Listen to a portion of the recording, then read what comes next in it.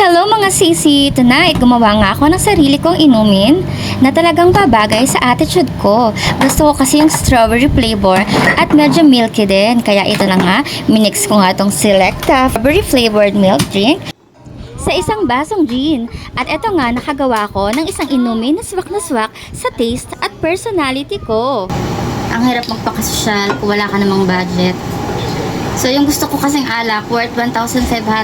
Eh, wala akong ganong kalaking pera ngayon, guys. So, today, gagawa lang ako ng sarili kong alak.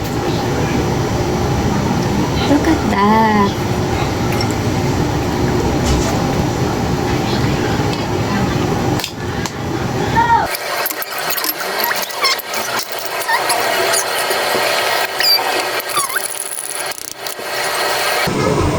Kasing lasa niya yung mamahaling alak na binili ko. Promise. Pero ito, magkano lang to? Hindi ko matandaan. 140 plus 100 plus o di 240 plus 5 pisong ice. So, meron ka ng mamahaling alak.